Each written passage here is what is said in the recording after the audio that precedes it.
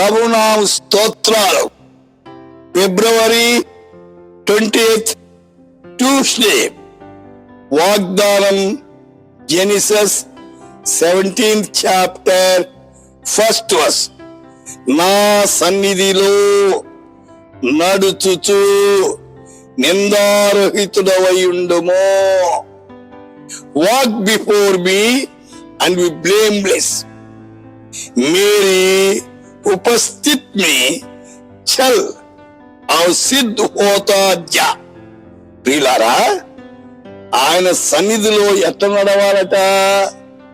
నిందారహితులుగా నడ, మన మీద నిందలేని వారిగా నడవాలి.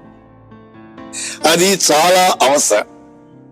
దానికి దానియేలుని బబులోను చెరకు తీసుకెళ్ళాడు. బబులోను రాజు దగ్గర వీళ్ళు దానియేలు గ్రంథం 1వ అధ్యాయం 4వ వచనములో లోపము లేని సౌందర్యమును. అయితే దేవుని పిల్లలు లోపం ఉండకూడదండి. లోపాలు సవరించుకోవాలా. లోపాన్ని సవరించేవాడు దేవుడు. అయితే ఎంత ఘోర పాపినైనా ఆయన సవరించి చక్కజేసేవాడు.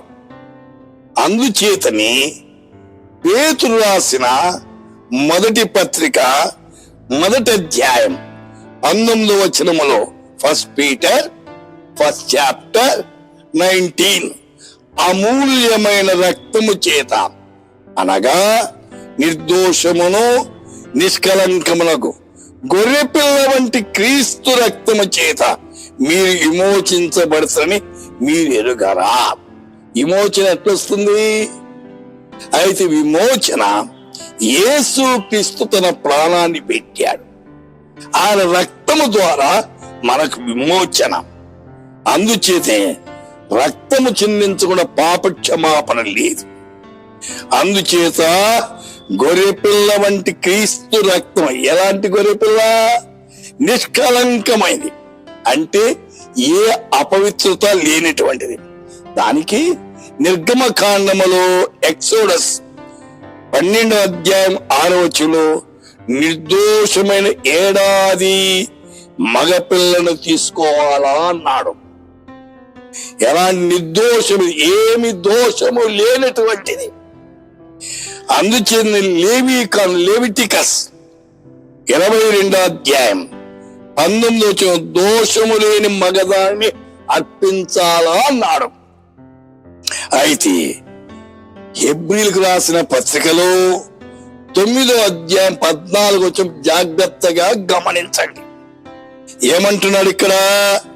నిత్యుల ఆత్మ ద్వారా తన్ను తాను దేవునికి నిర్దోషిగా అర్పించుకున్న క్రీస్తు యేసు యొక్క రక్తము నిర్జీవ క్రియలు విడిచి జీవము గల దేవుని సేవించుటకు మీ మనస్సాక్షిని ఎంతో శుద్ధి చేయను. మనస్సాక్షి చాలా ప్రాముఖ్యమైనది. మనస్సాక్షికి దోషము కలగకుండా చూసుకోవాలి. అది అవసరం. అయితే వింటున్న యూట్యూబ్ ద్వారా శ్రోతలారా, మీ మనస్సాక్షికి అనుగుణ్యంగా ఆత్మ నడిపింపు ప్రకారంగా జీవించండి. అది చాలా అవసరమైంది. మాకు అనేక మంది ఉత్తరాలు ఫోన్ల ద్వారా తెలియజేస్తున్నారు.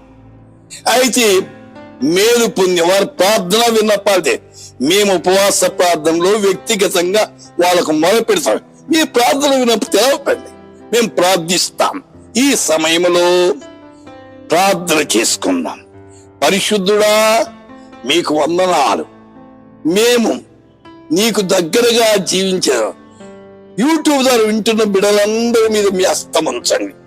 వారి అక్కర్లని మీ కృపలో తీర్చమని యేసు నామమున ప్రార్థిస్తున్నాము తండ్రి. ఆమేన్.